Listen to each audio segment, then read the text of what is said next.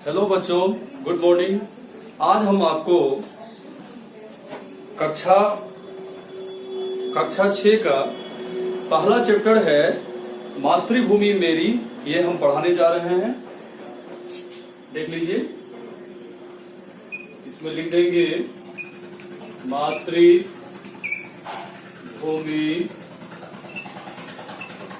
मेरी। ये कविता पंडित सोहन लाल द्विवेदी द्वारा रचित है। तो सबसे पहले आप इस कवि के बारे में थोड़ा सा डिटेल जान लें तो अच्छा होगा, क्योंकि आप सबसे पहले कवि का परिचय यदि आप नहीं जानते हैं, केवल कविता से यदि आपको केवल ताल्लुकात रहती है तो ये अच्छी बात नहीं।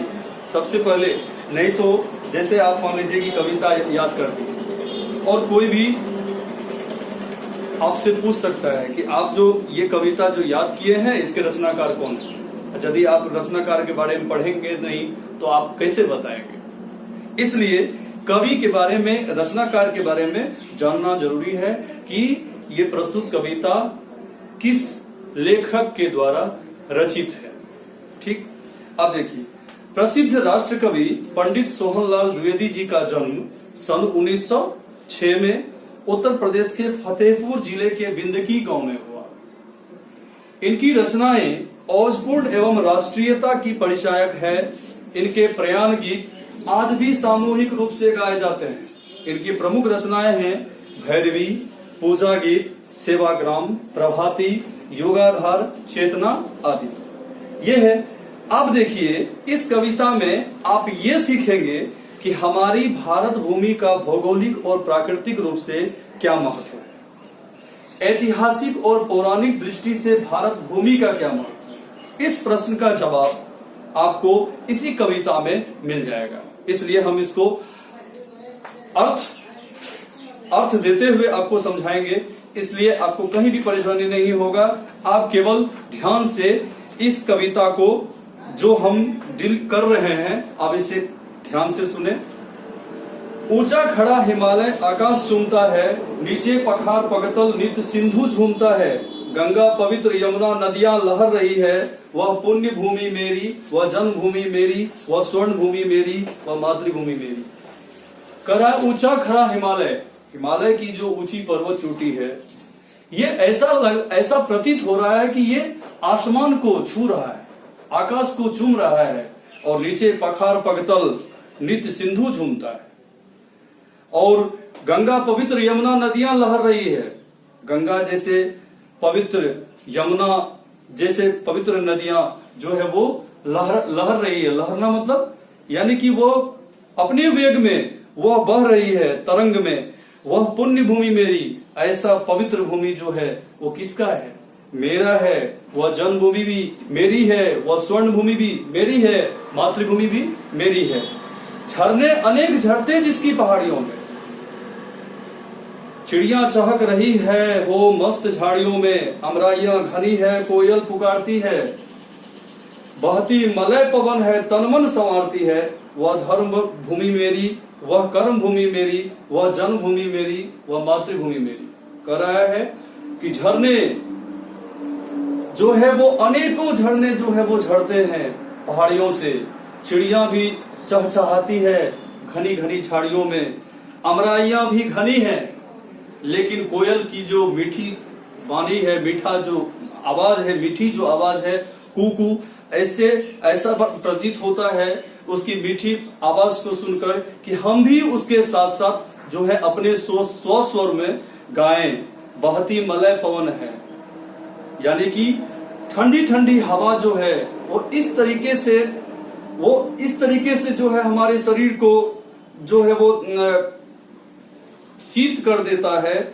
और लगता है कि जैसे कि तन और मन दोनों जो है वो, मन भी जो है वो ठंड से जो है वो, मन भी जो है वो शांत हो गया और तन भी जो है वो पूरा शीतलता हमें तन को भी मिल गई।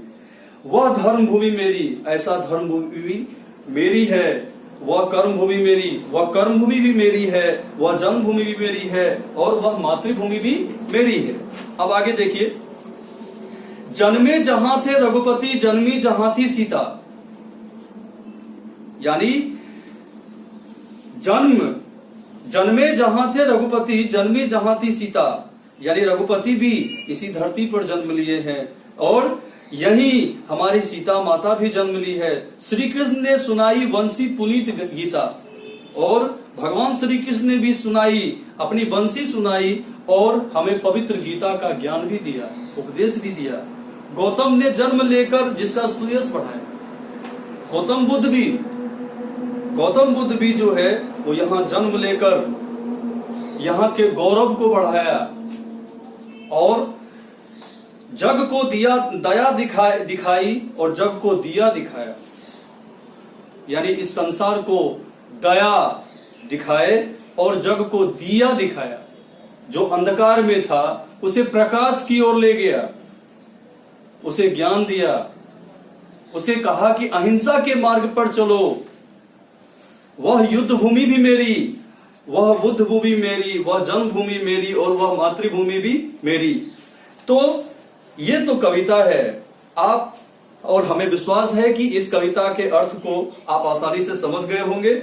इस तरीके से अब जैसे इसमें कुछ वर्ड मीनिंग है, ये वर्ड मीनिंग पखाड़ना मतलब पानी से धोना, पगतल पैरों का निचला भाग, नित लगातार, अमराई आम का बाग, पुनित पवित्र, सुयश सुकीर्ति।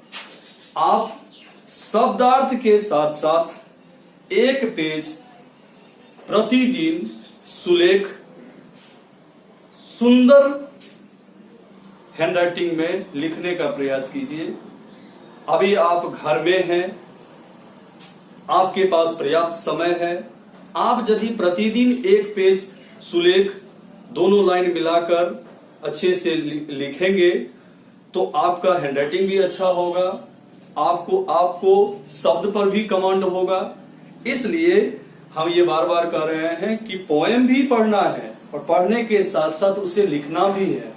यदि आप पढ़ने के साथ साथ उसे तुरंत और राइटिंग के रूप में यदि आप लिख लेते हैं तो आपका पोएम भी याद हो जाएगा और शब्द में जहां कहीं भी थोड़ी भी गलती होती है वो गलती नहीं होगा। आगे बढ़ते हैं। जैसे संकलनात्मक मूल्यांकन है, जैसे दिया गया है कि दिए गए प्रश्नों के सही विकल्प के सामने सही का निशान लगाइए। जैसे इसमें दिया हुआ है कि क्वेश्चन, इनमें से कौन आकाश को चूमता हुआ प्रतीत होता है? ऑप्शन है 4, नीलगिरी, हिमालय, कंचनजंगा और मलय पर्वत। तो इसमें ख नंबर का होगा हिमालय। इनमें से कौन सी नदी भारत में नहीं है? तो ऑप्शन है 4, गंगा, नर्मदा, नील और यमुना। तो इसमें क्या आ जाएगा? गो नंबर नील। उसी तरीके से फिर तीसरा क्वेश्चन है, हमारी मातृभूमि का क्या नाम है? तो इसका ऑप्शन है भारत, चीन, जापान और इंग्लैंड। इसका कौन नंबर होगा? भारत। उसी तरह से 4 नंबर है, झरने कहां होते हैं? ऑप्शन है पहाड़ों में, पेड़ों के पास, घाटियों में, समतल भूमि पर। तो इसका कौन नंबर का होगा? पहाड़ों में। मलय पवन कैसी होती है? फिर ऑप्शन है उष्ण, शीतल, बर्फीली, तीखी। इसका ऑप्शन क्या होगा? ख नंबर का शीतल। गौतम बुद्ध के बचपन का क्या नाम था? ऑप्शन है 4, महावीर, राहुल, सिद्धार्थ, देवदत्त। क्या होगा? सिद्धार्थ। आ गया समझ में? आप इसको अच्छी तरीके से अपना सुधार लीजिए। अब जैसे कुछ पर्यायवाची शब्द दिया हुआ है, पर्यायवाची शब्द जो आप लिखेंगे, पर्यायवाची शब्द को लिखने से पहले आप गृहकार्य